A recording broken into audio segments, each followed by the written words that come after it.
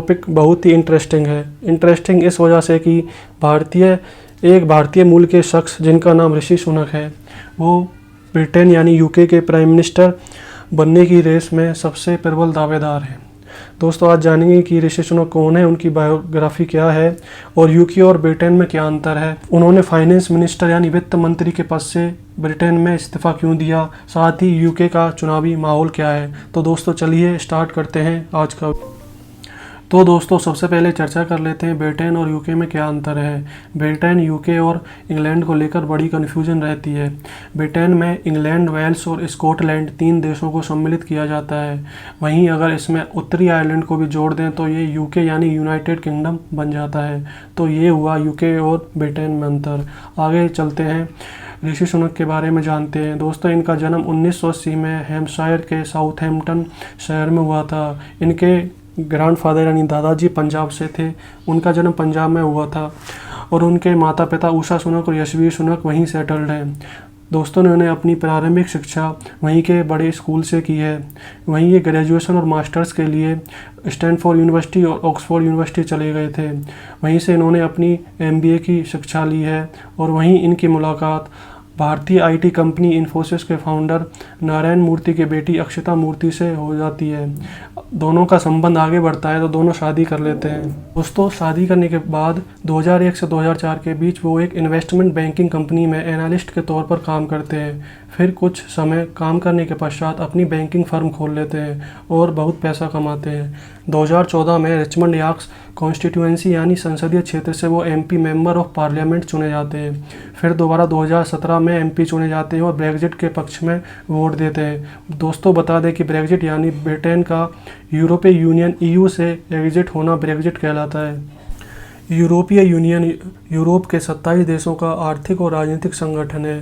दोस्तों, इसके बाद Rishi Sunak local government department में अंडर सेक्रेटरी चुने जाते हैं। 2018 से 19 तक इस पोस्ट पर बने रहते हैं। 2019 में जनरल इलेक्शन में पहले से अधिक मेजोरिटी के साथ MP इलेक्ट किए जाते हैं और chief secretary to treasury prime minister के द्वारा चुने जाते हैं। 2020 में वो चांसलर ऑफ एक्सचेकर चुने जाते हैं, जो कि यूके में प्राइम मिनिस्टर के बाद सबसे बड़ी पोस्ट होती है।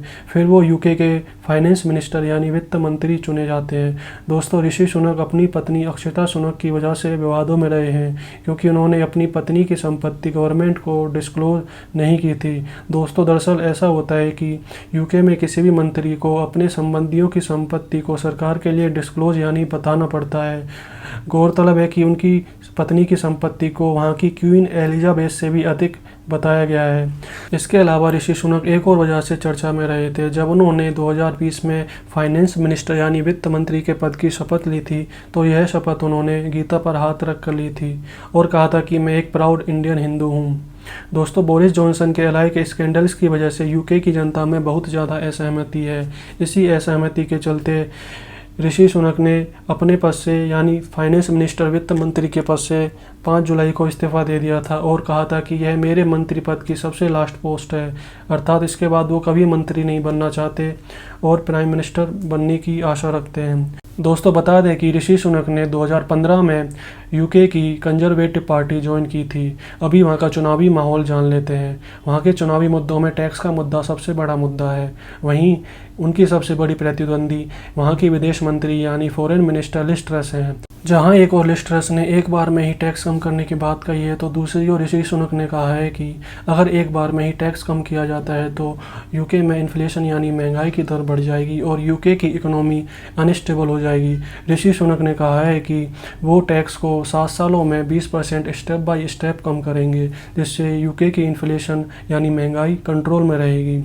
इस समय दोनों दावेदार अपना अपना प्रचार करने में जुटे हुए हैं और वहां के सांसदों को अपने पक्ष में करने की कोशिश कर रहे हैं।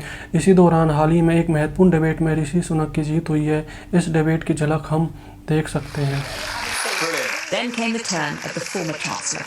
Is there a point that you would stand aside in this campaign? The quick answer is no. And that's because, well, thank you. And Rishi Sunak hasn't been forgiven by many in the party for turning on Boris Johnson. You unite in Boris for your own interest. There you go. Right, it's simply impossible for a Chancellor and Prime Minister not to be on the same page when it comes to economic policy. You've been campaigning for a long time. and it was perfectly timed, a simple motivation to try and get you into number 10. No, so that's just simply not true. So I was due to give a speech with the Prime Minister the next week, and in the conversations about putting that speech together on the economy, it was clear our differences were too big to reconcile. Okay. So that was the reason. Plus, I think let's not look at the bass with rose-tinted spectacles here. Everyone remembers what was going on with Chris Pincher. The ballots will decide the next PM. Last night. हाल ही में UK के prime minister Boris Johnson ने वहां के सांसदों से कहा है कि वो किसी को भी सपोर्ट कर सकते हैं लेकिन ऋषि सुनक को नहीं करें। तो दोस्तों, ये था आज का डिस्कशन जिसमें हमने यूके के प्राइम मिनिस्टर पद के प्रबल दावेदार भारतीय मूल के ऋषि सुनक के बारे में जाना और वहाँ के चुनावी माहौल के बारे में जाना। ऐसे ही अपडेट्स पाने के लिए जुड़े रहिए हमारे YouTube channel let's analyse GS से, क्योंकि दुनिया की हर छोटी बड़ी खबर आप पर, आपके समाज पर और आपके देश पर प्रभाव डालती है। Thank you very much.